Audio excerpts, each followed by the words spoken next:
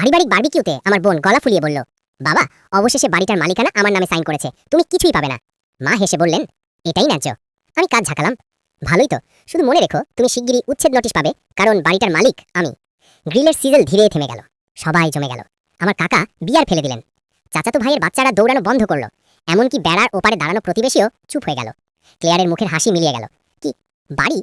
আমি এক কামড় বার্গার খেতে খেতে বললাম, হ্যাঁ আমি কিনেছি 2 বছর আগে। ছোটবেলা থেকেই আমি ছিলাম পরিবারের ব্যর্থ সন্তান। ক্লেয়ার ছিল সবার আদরের মেয়ে, সবসময় প্রথম, ডিবেট টিমের ক্যাপ্টেন, ইয়েলে ফুল স্কলারশিপ, বিয়ে করেছে এক আইনজীবীকে ব্র্যাড, আর দিয়েছে মা বাবাকে 2টো পারফেক্ট নাতি নাতনি। আমি কষ্টে হাই স্কুল পাশ করেছিলাম। 19 বছর বয়সে নেভাডায় চলে যাই, প্রথমে নির্মাণ কাজে, পরে যন্ত্রপাতি ভাড়ার ব্যবসায় ঢুকি। কেউ জানতে চায়নি আমি কি করি, ধারণা ছিল আমি গরিব।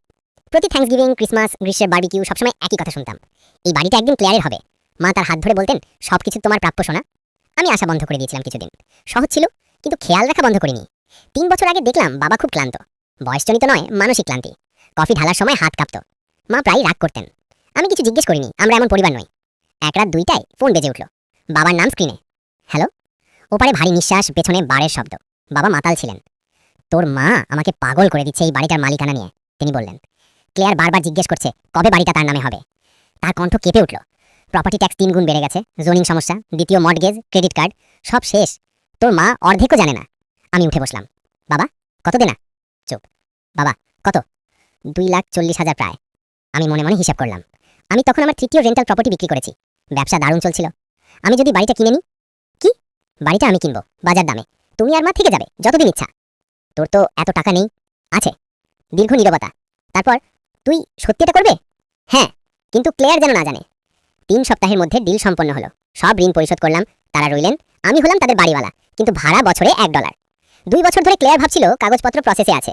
মা নানা অজুহাত দিতেন, ক্লেয়ার বিশ্বাস করত, কারণ সে মনে করত সে ইতিমধ্যেই জিতে গেছে। বারবিকিউর দিন বাবা তাকে একখানা নথি দিলেন, আমি কাউন্টির ওয়েবসাইট থেকে প্রিন্ট করা একটা সাধারণ রেকর্ড, দেখতে অফিসিয়াল লাগছিল।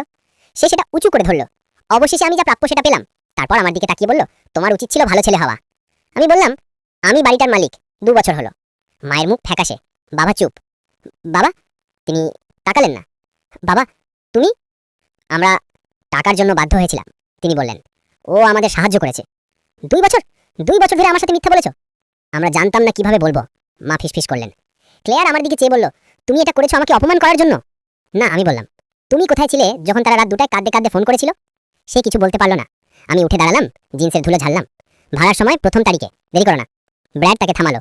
আমি ট্রাকের দিকে হাঁটলাম, পেছনে চিৎকার, কান্না, দোষারোপের